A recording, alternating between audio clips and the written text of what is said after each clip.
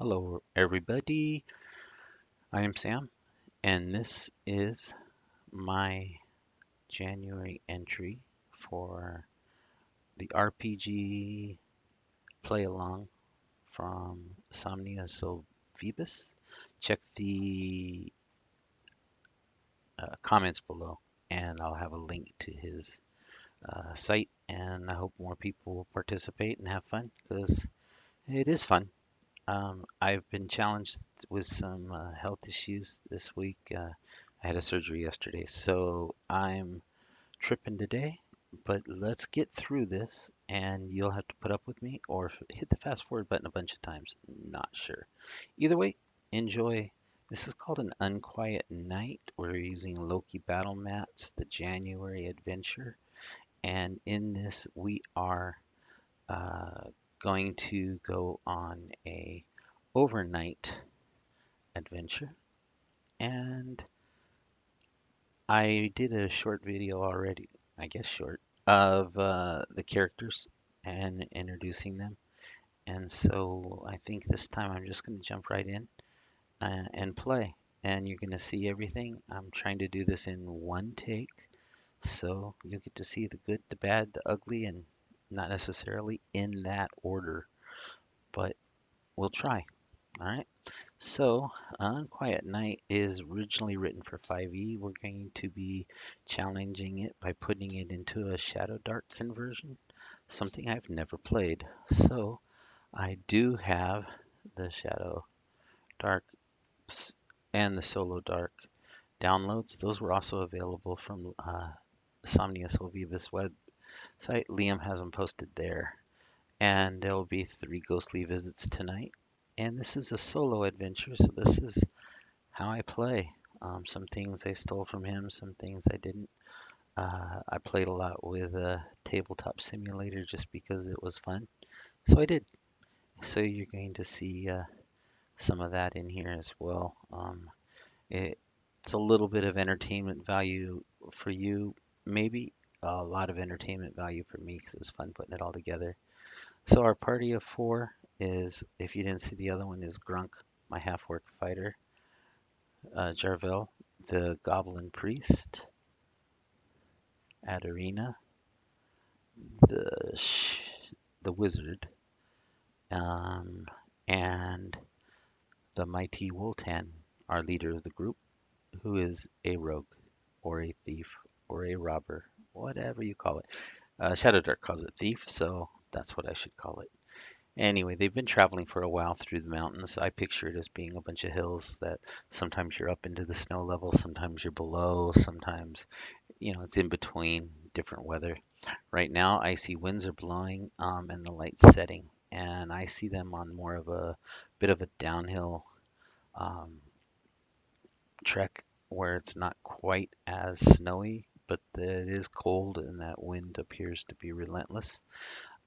It's too far away from anywhere else to camp, but there is an old bothy which sits nearby here. The old bothy is here, and the players are going to move there. The first check I want to do with the players as they come down from the mountain is I want to see if what their interest is in the bothy itself. Do they feel like it's of value or interest to them? I'm just going to do a quick roll on this one to see their initial interpretations. It seems everybody's pretty high. I'm going to say they all are fairly comfortable with it. Jarvel's probably the least comfortable. He's our wise priest, and that might be appropriate, that he would be a little more cautious. Uh, I think that ShadowDark allows certain things to not have to be rolls every time they do it.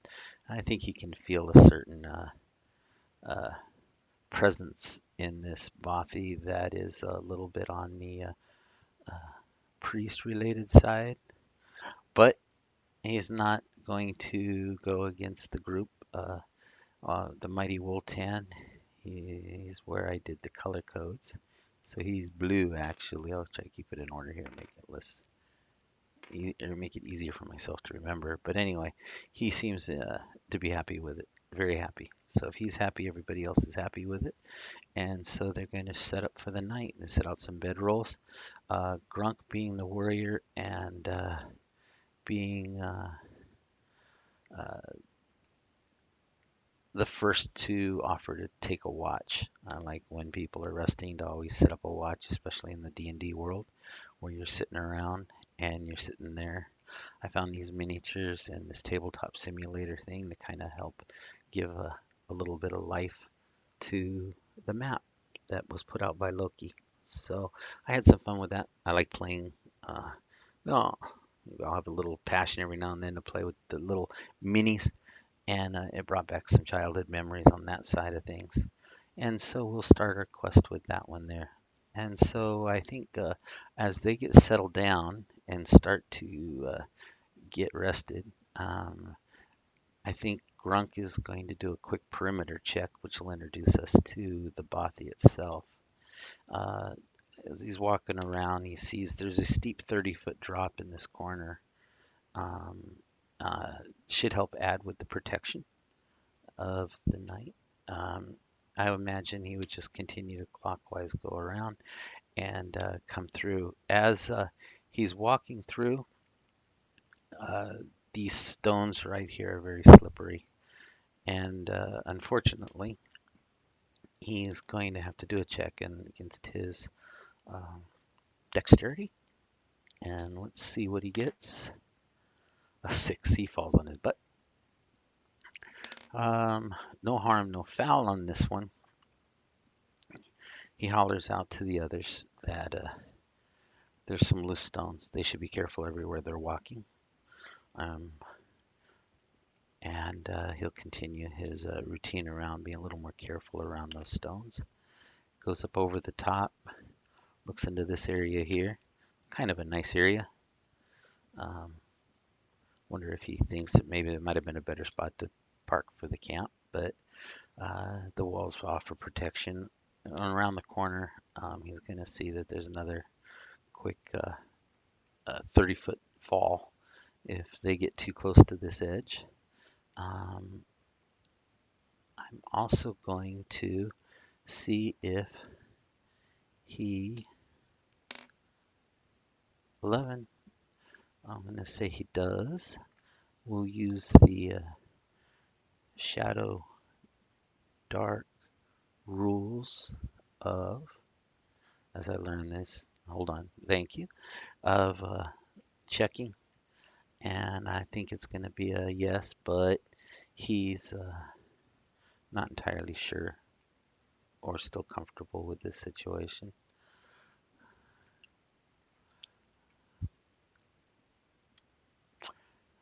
Following the edge, looking around, he's going to come around into here. Here he has, as the night's beginning to fall, uh, very good chance he's going to, very likely chance he's going to find, yeah, that there's a glow emanating from the stones in this area. And he's going to move over there and check them out. And as he slides the stone covering away, that looked like a tile originally, he's going to see a small cache of weapons. Now, in this adventure, the uh, game has put forth some suggestions that if things are too difficult for the players, uh, we can make these some modifications. So one of them that they have there was the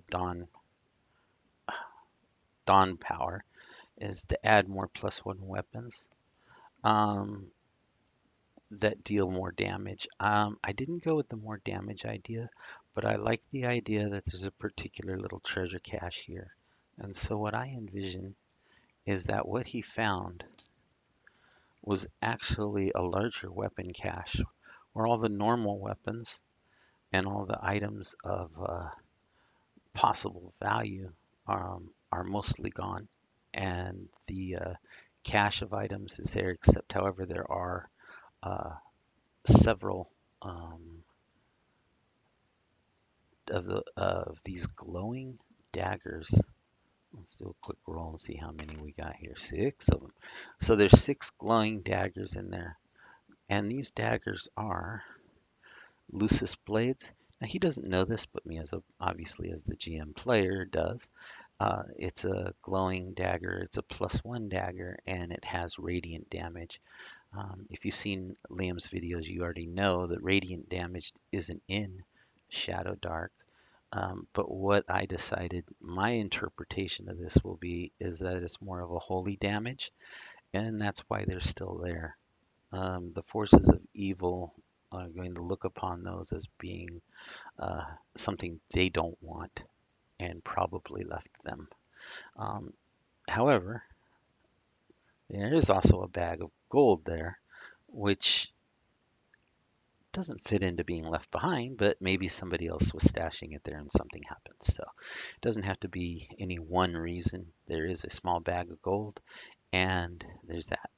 Uh, Grunk's excited when he sees this, and he's going to go over to probably tell the others pretty quick here that that's going on.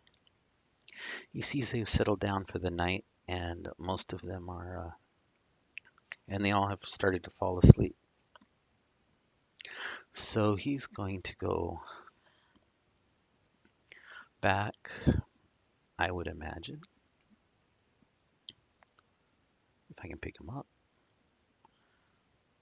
Come on, tabletop. Help me out here.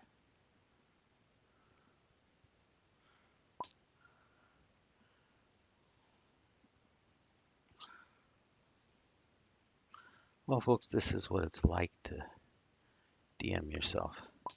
These are the mistakes that probably get edited out of a more professionally done video. But you get what you get with me. He heads back and he's probably going to grab two um, and throw them into his pockets and check them out. Uh, in fact, maybe the glow's a little bit mesmerizing even. I think I'm going to actually have him sit down and start looking at these in greater detail, try to figure out what's going on with them. I know it's going to be very unlikely, so let's try a check real here. I should use his stats though. So let's go to Grunk. Uh, Grunk is really not an exceptional. You can tell I didn't cheat on his dice rolls. Let's put it that way. And his strength is 14. That's his best attribute. Intelligence and wisdom are pretty weak. I'm going to assume he really doesn't have a chance to figure out what these are on his own. But he can tell they're special. He can tell that it's glowing. It is kind of mesmerizing to him, but that isn't what impacts him. The walking around and the things is that he too begins to start to fall into a slumber. And this wasn't something he had wanted to do, being on watch, but it's happening. And without any voluntary effort, he has also fallen asleep. And that'll be the scenario here for our first visitation. Um, the unquiet night is a series of 3 visitations. And hopefully you're not watching this thinking you're going to have no spoilers because I can't solo play without knowing what's going to happen throughout the night. But the first visitation is what we're going to play out here. And so caught myself saying a lot again. I gotta watch that. All right, so he falls asleep. Then we're going to take a look here at what the book had said. Um, Suddenly, all of them are going to wake up to a very dark night with only a faint light coming from the campfire to be seen. It's too dark. There's no stars shining in the sky, and the runes of the Bothy take on a more sinister edge in the low light. Is that fog? So, looking at where he is, he might have a chance to perceive in the deep darkness, which he can only see about 15 feet in this incredibly weak light. He does have a dagger that gives him 5 feet of range, and he had his torch from his survey, I'm going to assume. And he wakes up there. Wultan, Jarvel, and Adarina are going to wake as well. So here's where I was playing with Tabletop Simulator. And da, da, da, we have fog. We have a campsite. And we have 3 adventurers who are slowly waking up.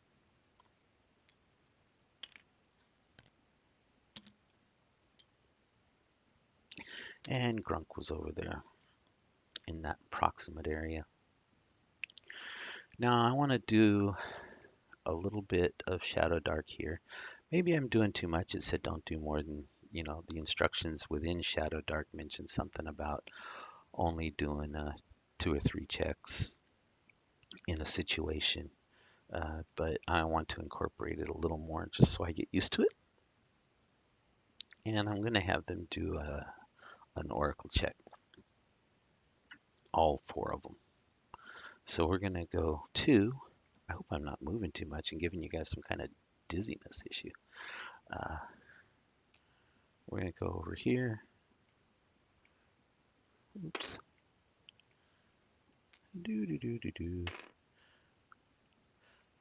And I'm going to roll for all 4 of them. Again, I color coded them so I would know who's who. And we'll do a roll. Uh-oh. Oh, it's a 7. Nice thing about tabletop, these angles can sometimes distort what you see on a die, but if you mouse over, you can see what they were. So 16, we have a very solid yes from Grunk, that he's going to understand certain things that are coming up here. Adarina is going to understand them well. Wultan is not understanding them well, and neither is Jarvel. The mighty Wultan and Jarvel are a little bit puzzled, a little bit behind. What they notice as they go through here, and as we look at these, uh, the unquiet night rules for this adventure, are certain things that are not in place correctly. So one of them is going to be that the mighty Wultan wakes up and realizes he isn't wearing any pants. And these things they're going to see and notice are, as a GM and as a player, we all know this is slipping into a dream state at this point. So uh, I looked up common uh, dreams that people have and nightmares, and I started incorporating some of them into the ones that fail their checks the worst. So Wultan is thinking that he isn't wearing any clothes, and or at least any pants. And Jarvel woke up feeling like his teeth fell out, and he's mumbling as he talks, and he's trying to figure out why he has that feeling. Grunk handled this well, is a little more aware than others, and I imagine his torch light will it will be confused by the fact that there's so much darkness surrounding them all. The campfire reaches out pretty much just to where they're located on their bags. Beyond that, there isn't much that they can see. One of the things I wasn't sure about is if this magical darkness was going to prohibit them from seeing light in the distance. So even when you're in a place that's very, very dark, if you see a little spot of light off in the distance, sometimes that doesn't illuminate the area between the two of you, but you could still potentially see that speck of light in the distance. I don't know if that's what Loki intended when they were talking about the darkness. So I'm going to once again, let's just find out. Can the characters see a speck of light in the distance even though it doesn't illuminate enough for them to make it out? 16. Yes, it does. Okay. So I'm going to assume that Grunk can see that there's a campfire over here. but he won't be able to make out a lot of the details. His torch will be visible from the folks over here, but they won't be able to make out a lot of detail around him. So he's going to head over to the light, walk back over and meet up with them and say, this is really strange. Adarina walks up, and because she did well on her check as well with a solid yes, she notices that the fire itself, because she goes to light her torch isn't putting off any heat.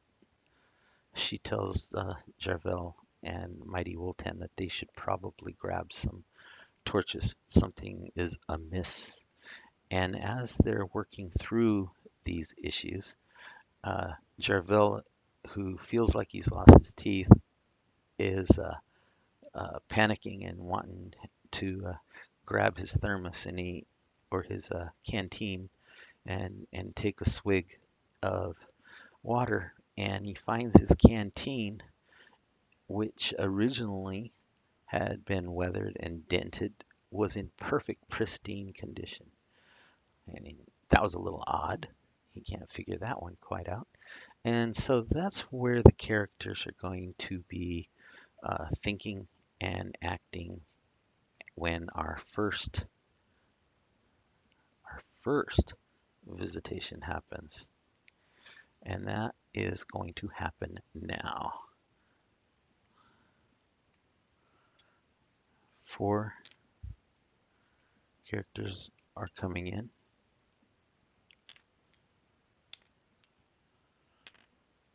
Let's see where. So, as I get used to these controls, hopefully you guys are still with me and putting up with this. It's a D4 and a D12 to determine where on the map they're coming in at. So we're going to do 4, 8. So looking at the map, side 4 is going to be over here and approximately 8 squares down. We're going to put the first visitation there. And then use this little white dots until the secrets are revealed. Looking at the second one.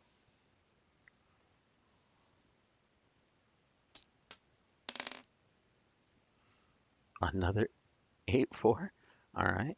And we'll do one more while we're here. 6-4. And 11-3. So it looks like 3 of them are coming in very close to each other.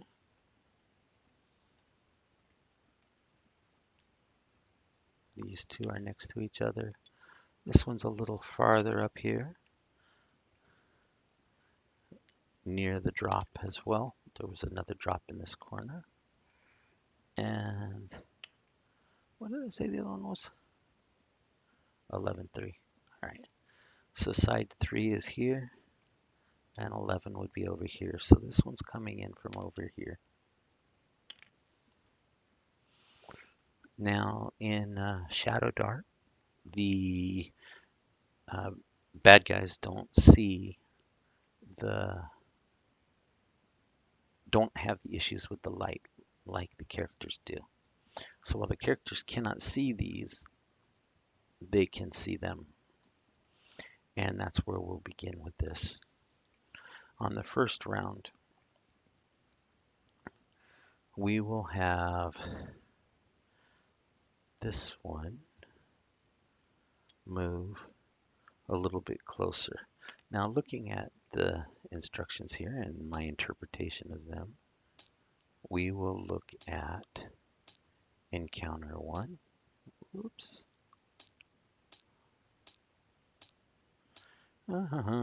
Well planned, wasn't it?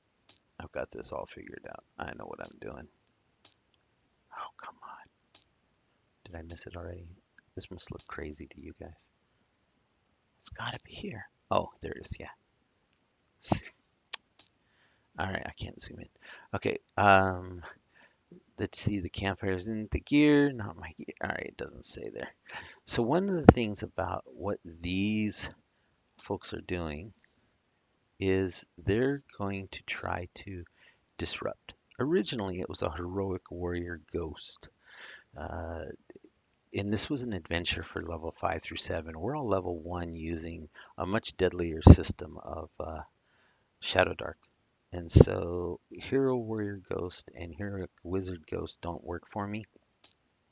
Looking at the theme of this particular adventure, I feel like they're pretty much doing a Christmas story on them, where we're in a dream sequence, and it's the ghosts of heroic ghosts from the past that these people may have mentioned.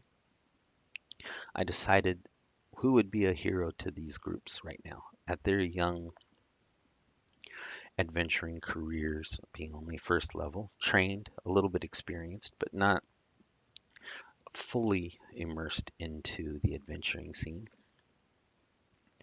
Well, their heroes would be what you'll see in a moment. Let me keep moving them closer here. I'll wait for my punchline. But basically, that is what I'm thinking.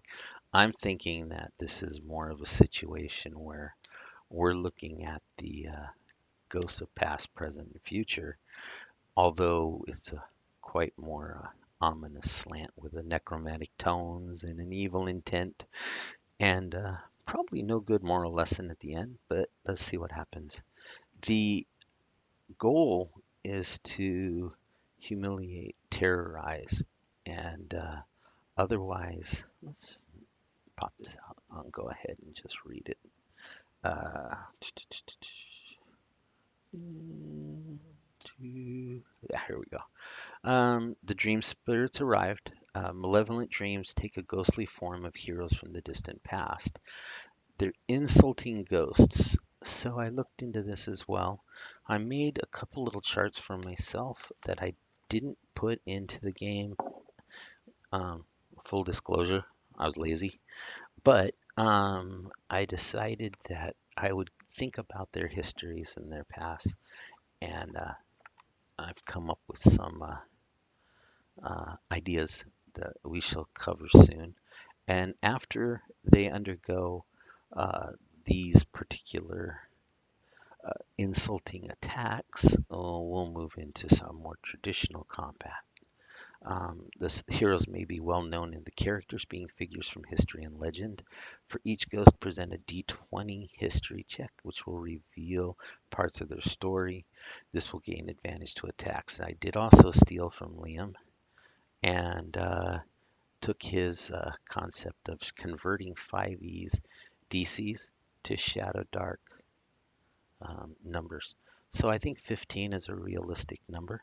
So we're going to go back here and I'm going to do a quick roll to see for one and for all who does and doesn't believe in these things. So Adarina looks like she's the only one who's not going to fall for the issues at hand. Um, the others rolled even, even, even. So they're just straight no's. They're okay. They're they're falling for it. All right. So as this one moves into range, this begins to show up in the light, which should be visible to here and here. Over here, I'm going to do a quick shuffle. And what we have just happened. What just happened? I heard it come out. Where did it go? Ah, okay, we'll go back.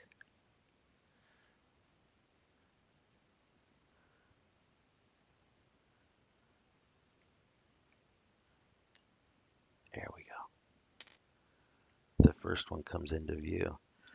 And the heroes that I've decided they are going to face are themselves as children.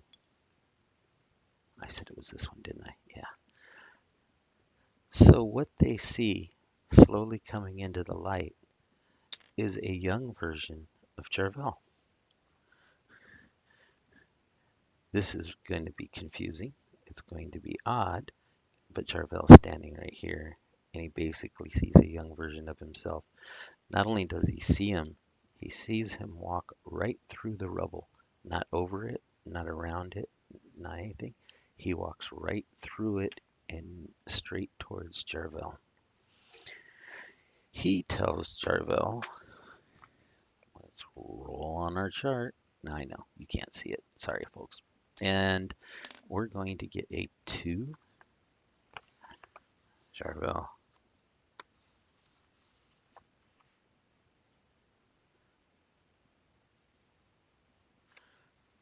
Uh, so what he's going to do is talk to Jarvel in a ghostly spiritual tone. Jarvel, you are a follower of the lost. You are a priest of the lost. You know why? Because you're too scared to follow any of the real deities. You don't understand them. Your powers come from what you don't know. You are useless. And basically starts to insult Jarvel.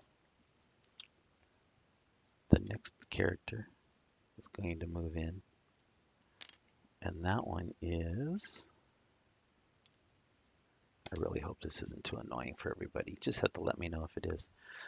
The mighty Wultan himself comes walking over. We'll do a quick roll for him.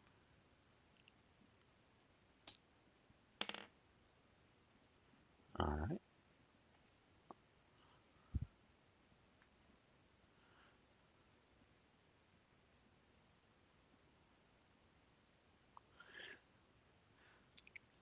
He's going to just yell across the fire to the mighty Wultan as he walks over here.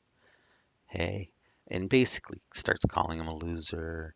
Starts and says, remember when you were my age and you, all those kids were getting bullied and you didn't step up to help? You're not mighty Wultan. You're the frighty Wultan. And he starts making fun of the mighty Wultan's name and the fact that Wultan, as a younger lad, did have that issue where he wouldn't face the bullies in school. And the bullies were picking on the people that they adored. And he didn't help them. Then the next person to come across is going to be Adarina. So Adarina is our mage, and she's right there as well. We'll bring this one up right next to her, to this area here. And she,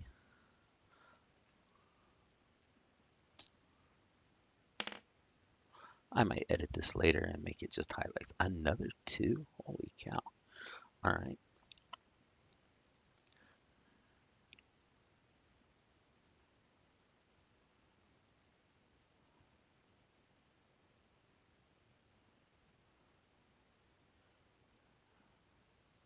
All right. So if you don't remember the backstory on Adarina, Adarina's backstory is that she's Jarvel's sister through a freak accident. He's a goblin now.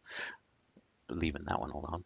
But the secret is that she actually likes the mighty Wultan. She always has. And as a child, she knew him. But she would never get in the way of him and his pursuit of glory and his self-love for himself and his mightiness. But she does admire him from afar and hopes to someday do that. Well, child Adarina calls it out and says, he'll never love you. He'll never notice you. You've never stood up for yourself. Now, Adarina is the one who actually did pass her test. So I decided that if somebody passes the test of recognizing that this isn't right, this dream state that they are all in is playing with them and messing with them. And she's the only one so far to have figured that out. She's going to look at her and resist the problems that are, or the, gotta work on my words, folks, sorry. Uh, she's resisting. And because she resisted, she's going to turn it around and realize that, you know, all those things that you're saying, these things that you're calling out may be true, but they aren't who we are today. And we have the power to change them. Some of these situations have made us what we are today, stronger, happier, more powerful. And you have no power over me. The last one to come across will be Grunk. I couldn't find a half orc. You guys are stuck with this thing. Oops.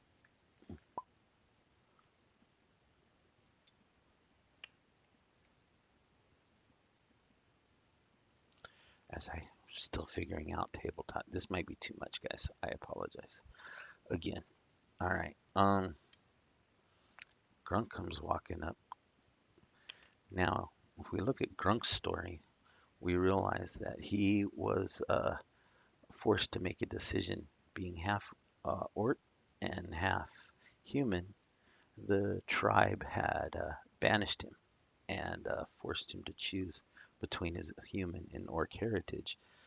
And he had been treated poorly, which is what this ghostly image is going to play on. He, for a warrior, I don't know if I showed this before, he's got a 7 con, -2. I am so thankful I rolled a max hit points for him. But he's -2. So he's a very weak character. And that's exactly what this ghost is going to start calling out, is that Grunk, you couldn't make it as an orc. You had to choose the lesser power. You had to become human. And Grunk, Woltan, Jervil, the mighty Woltan, Grunk, and Jervil are all impacted by these negative words and these negative feelings that are being thrown at them. And for that, I am going to, the game has damage that can be done. I'm going to give everybody a 1 hit point loss who failed their check. So Grunk failed.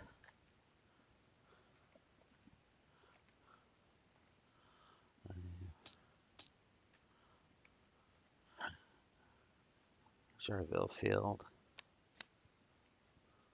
Adarina did not. And the mighty Woltan failed. It's down to 3. Let's hope for not a total party wipe on this one either. But we shall see. And as they do this, and as everybody is stunned, they're going to start. I'm going to assume this is that free attack that they got, the free intro, and they're going to continue to run by into the fog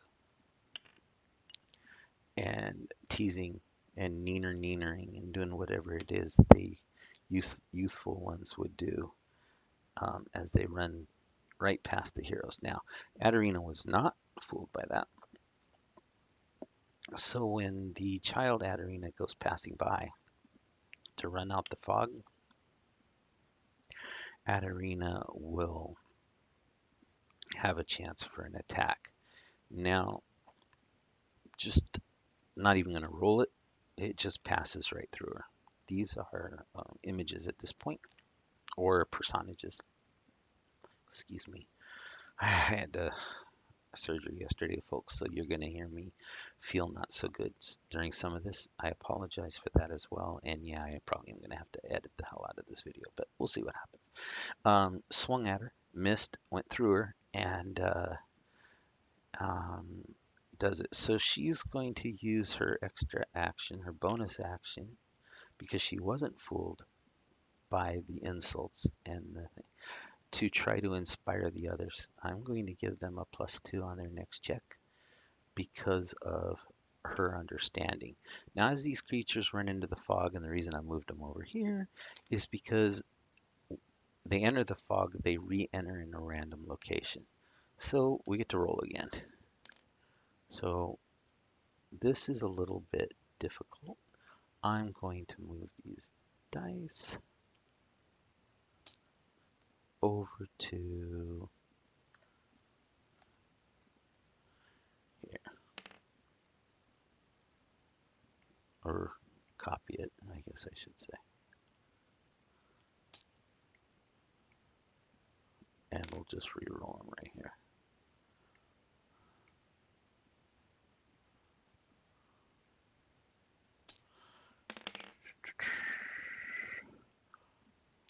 Gronk 1, 2.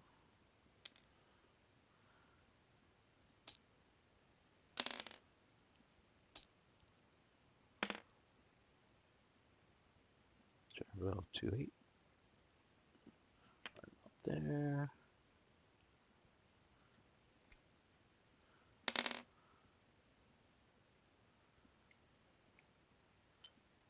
Five, 4, 3, 6.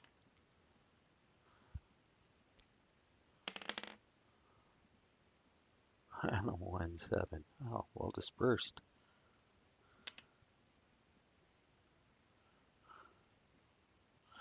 All right. And now we'll enter into turns. Since their torches in the fire are not burning down, I'm not going to have to keep ShadowDark's torch timer going. I don't think I should have to on this one, so I'm not going to. And the other thing is, since these were ghostly visages, they did have certain things. They had the incorporeal movement, where they can move through objects, creatures, and difficult terrain. Um, but they also have a directed challenge. These insults are challenging. And what's going to happen is that for the next little while, um, it, the characters uh, are going to try to stay within 30 feet of the images. Now, because I rolled that they ran away, I'm going to just have them chase the direction that they had gone. The Mighty Woltan had gone that way. Grunks had gone this way. Jarvel. You notice I say Squire. His storyline is he's kind of documenting Woltan's story.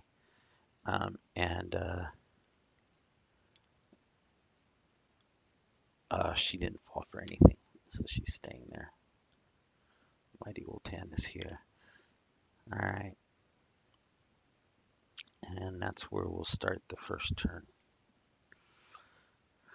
Initiative, if I understand it right, and ShadowDark is the next thing.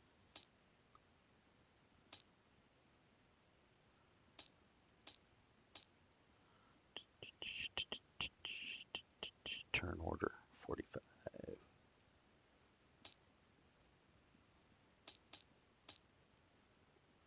Woo! Whoa, there's a lot going on in that picture. Initiative.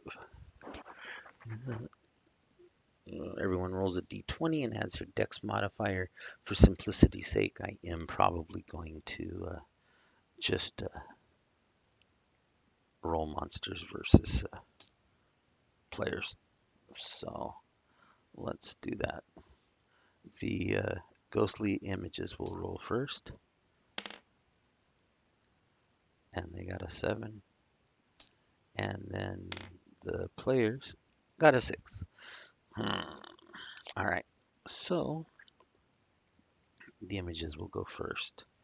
Their goal now is to drive these players out of here, to make them leave. Again, not fully realizing this is a dream sequence, although Adarina is really waking up to the fact that things aren't right. Woltan running around without any pants is feeling that way. And Squire Jarvel, who likes to cast priestly spells, is mumbling more because he doesn't think his teeth are it. And so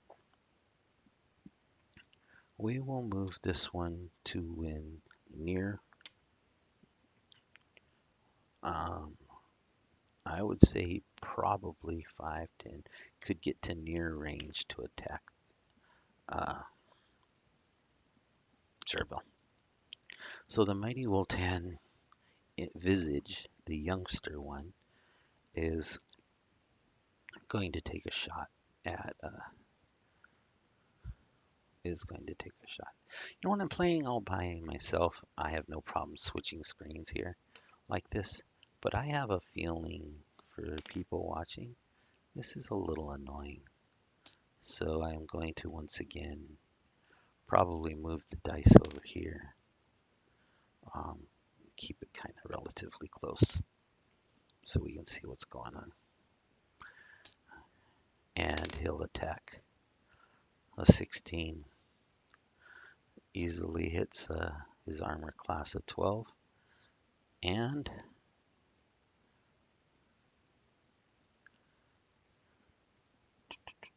where did I? There we go. I put this sheet here to track their health. All right. I did not put their damage. Oh yeah, I decided I was going to do one or two, odd or even. Again, this is very deadly, um, and I don't want a total party wipe on the very first adventure.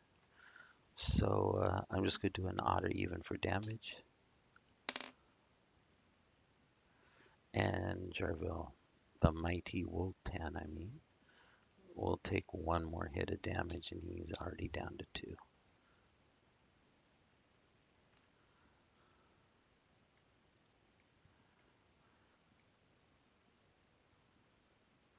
Nope, it was Squire Jarville. Again, this is what you don't see on primetime TV.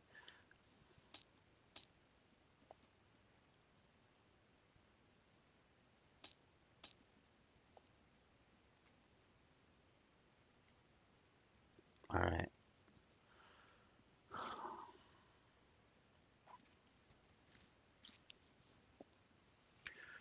Um, she's too far away to do much, but she'll head over toward Grunk. Oh, no, she's the wizard. So, oh, no, that's later. All right, she's going to move over toward Grunk. Grunk's going to move in. As you can tell, I'm not a real stickler for exact measurements. Drives people crazy, makes me happy, but just the way it is. So those 2, 3, the, the useful Jarville. Ooh, can move within a close range to attack the mighty Woltan. So I am going to have them get an attack in here. Again, that should hit. 14, AC 13, yeah. So, oops, I should stay there. See, what did we get for damage? 2. Ah, would have been better off the way I had it before, wouldn't it? Ooh, already the mighty Woltan's almost dead. All right. Yeah, this is pretty brutal.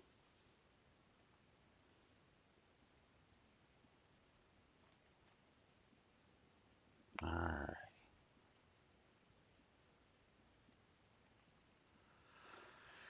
All right, well, our characters get to act, finally.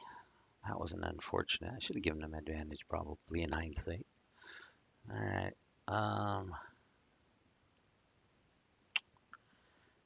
Adarina sees that Squire Jarvell is right there. I think she'd have the potential, because of the light source, to actually see what's going on.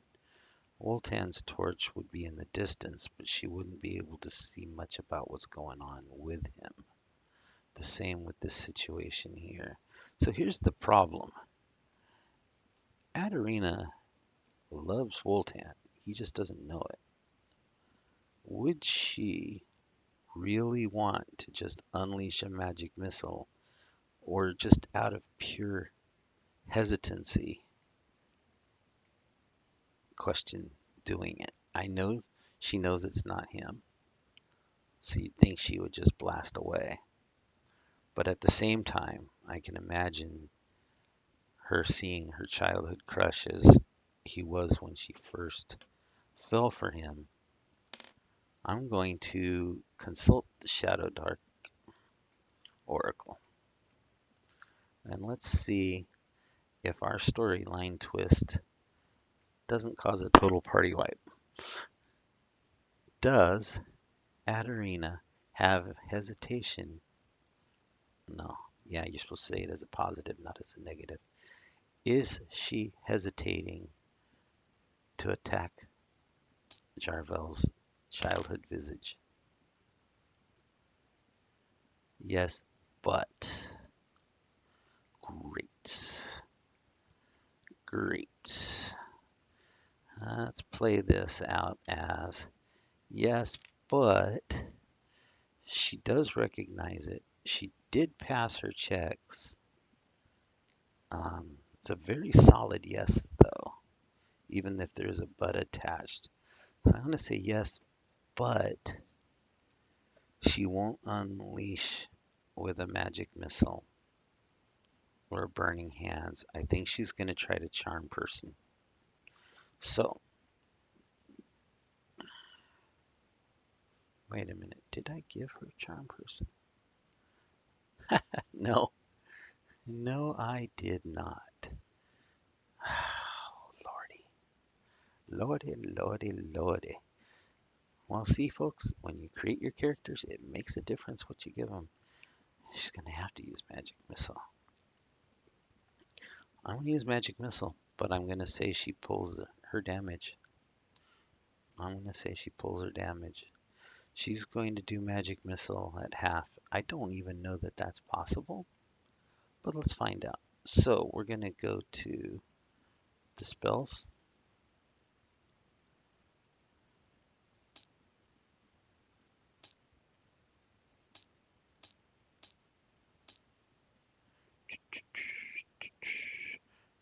D6.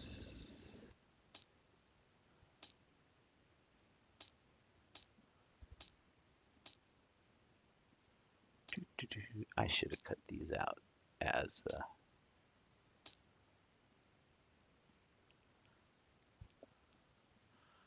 I should have cut these out. You have advantage on your check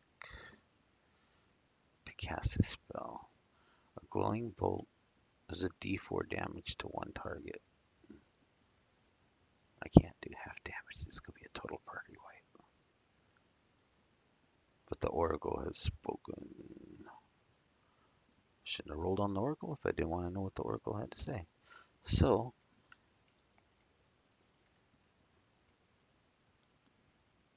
be it. She'll do half damage. She unleashes. Let's see if she successfully gets her spell off. She gets to roll with advantage, so her first roll is a 3. Her second roll is a 6. So it looks like her hesitation decided to get the best of her, and she misses with her magic missile, period. In fact, she can no longer cast her one offensive spell. Sad. Alright. Squire Jarvel is going to attack. Looking at that, we have him using a longsword with a d8. Yep. So, roll. A 19. Very solid hit. D8 damage.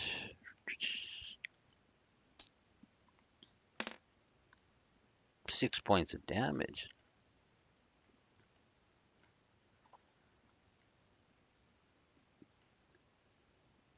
And yay, we have a success story.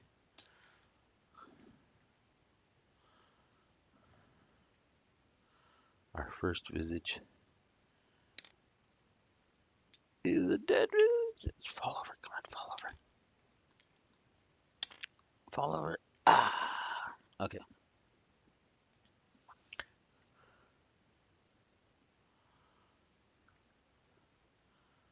The mighty Wiltan takes a shot at Jarvel.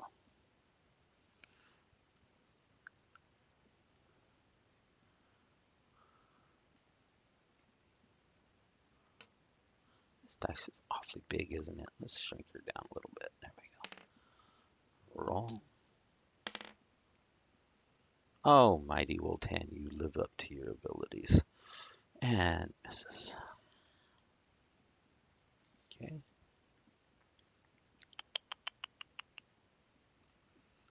Grunk will turn and attack Adarina. The visage, the childhood Adarina, the Adarina of Adarina past. And let's see what he gets. Oh, I do that every now and then. I gotta remember just hit R. Okay.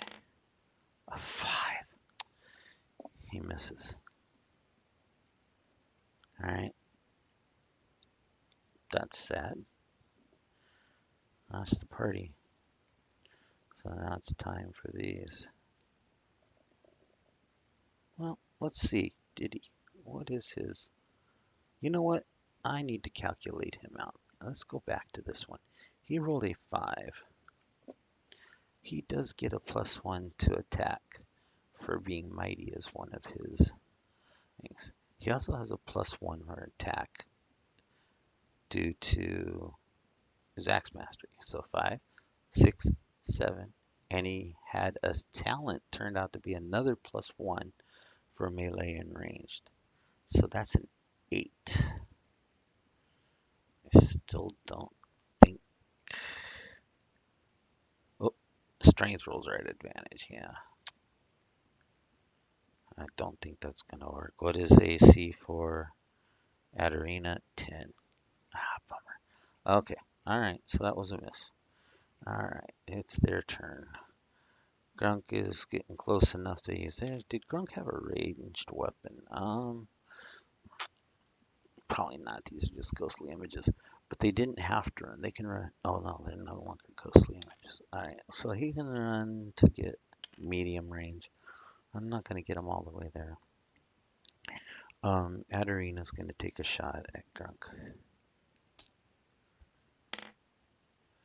Dang, they're rolling well. All right, Adarina gets a shot, and she's going to do 2 points of damage to Grunk, who is now down to 3.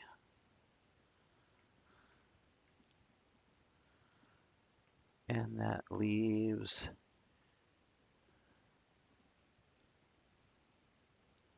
youthful Jarvel to attack the mighty Woltan.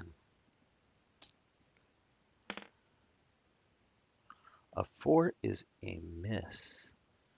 The mighty Woltan tries to redeem himself immediately on his turn and rolls an 18. Solid.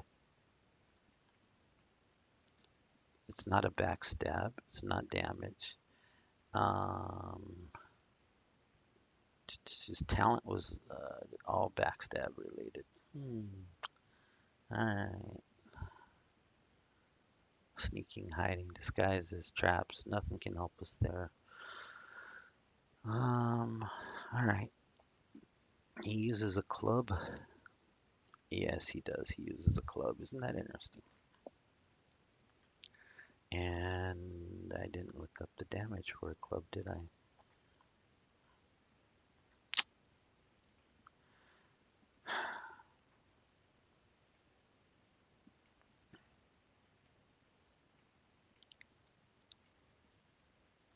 Club.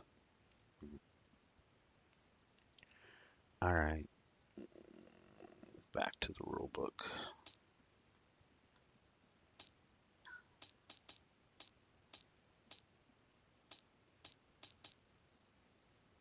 Oh, might help if I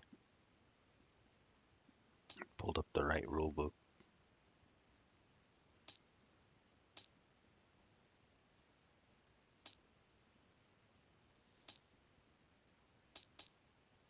It was. No, that's not weapons though.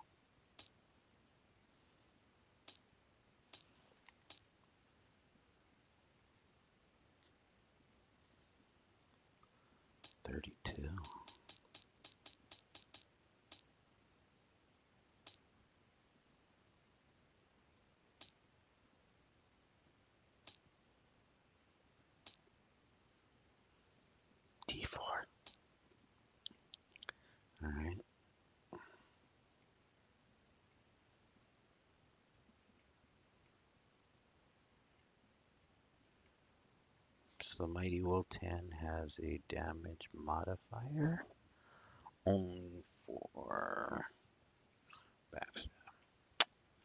Alright, D4. All damage. One. Okay, so young Jarvel is down to 4.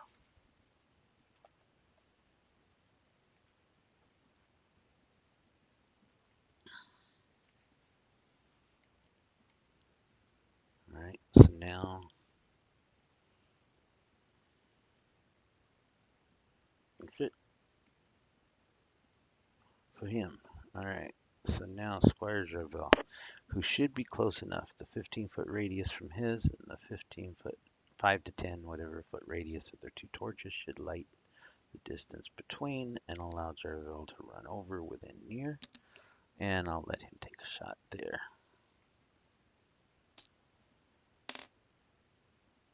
15. And longsword D8.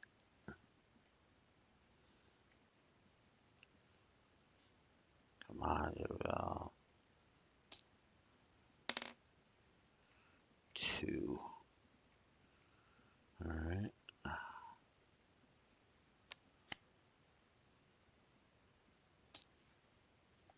It's down to 2.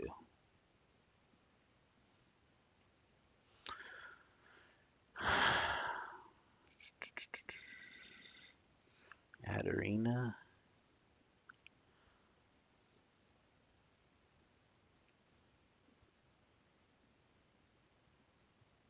Can't use her magic missile anymore. Would feel more compelled to run this direction to help. I'll give her a move to get close, but I don't think she can get close enough to do an attack. However, the rules did say the stones are loose, and as a bonus action, you can throw a stone. So she's going to grab a boulder as she's running over to help, and she chucks it at him. Who needs a magic missile when you've got an actual missile? And she launches it at the Jarvel, young Jarvel visage. It's going to get confusing next round, in the next visitation because of what I did here, but oh well. And let's see, does she hit? Well, she does. AC 11. So that's 1 or 2 points. She gets a 2. And that was what she needed. Ha! So Adarina comes running over here at full speed, chucks a giant rock right into the head of this visage, which hits the ground and disappears as well. Yeah, they disappear. Ooh, they both disappeared. How did it do that? Okay, and that leaves Grunk to roll an attack against. No. Did I not attack with Grunk last round? I didn't attack with Grunk last round. Grunk should have run up here and attacked. Yeah, he should have gotten into this situation a little bit somehow.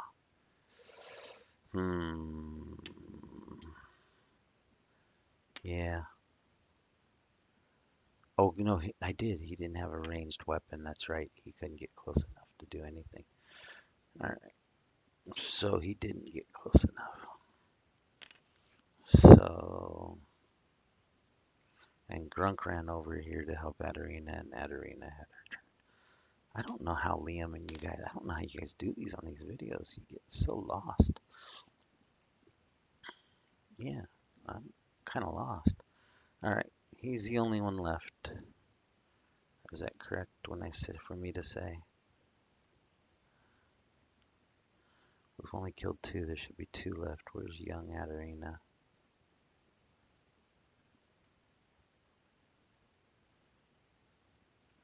This is young Adarina. I didn't name her appropriately.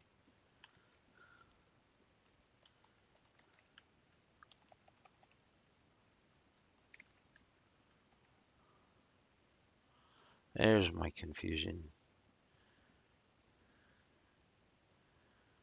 Yeah, there's my confusion.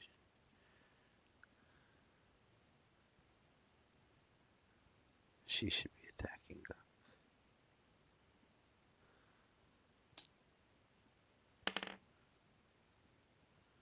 I may have done something wrong, but even if I did, it worked out in the wash, as my mother-in-law would have said. All right. Can't believe in all this time I did something wrong with this Gronk. He should be up here. I'm gonna, just because I feel like he should be, assume that he should have made it there and should have an attack. He does not hit anyway. All right, Grunk tries to take out Adarina, since that's where he was first interested in, and he misses again with a 5. He's going to use his luck roll.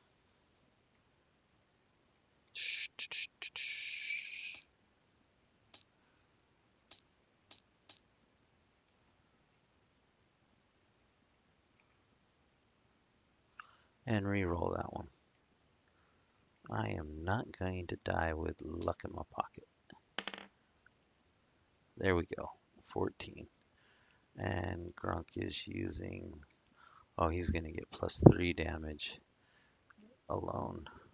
Or +2 damage for this. And then his strength gives him a 2. He's going to get +4 damage total.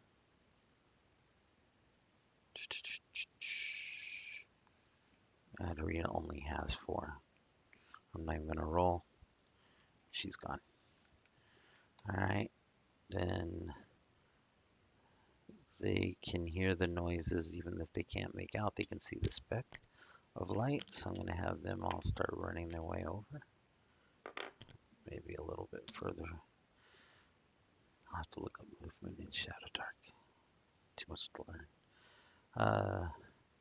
Young Gunk's turn.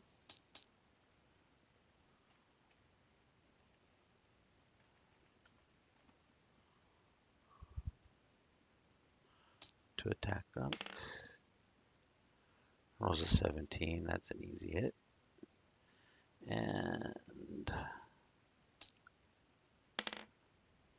2 points of damage on Grunk, who is now almost dead.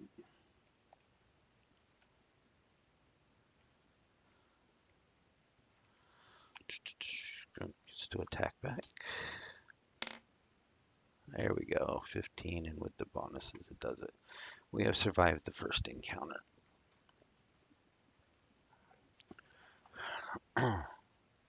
Oh, he had the dagger for +1 also, but he still never would have hit with the 5. He was still 1 more short. I don't know where the fire, see if everybody's okay. Basically, no, everybody's not okay. But I did give everybody a healing potion at the start of this one. So let's see who's going to use up their healing potions. Grunk's clearly going to use it. How do healing potions work in ShadowDark? Healing potion.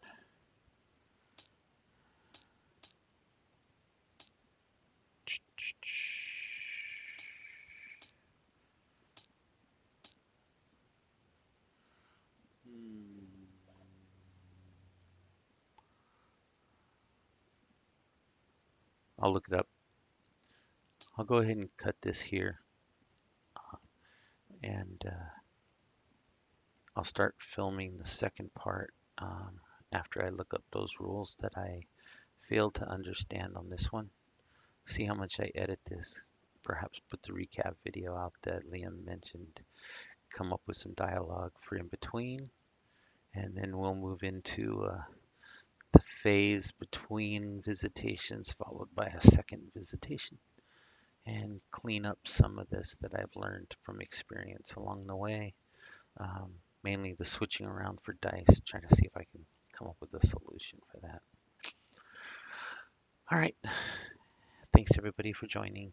And just keep playing games, man. Just keep playing the games, even if nobody else shows up to play with you. Have a nice day.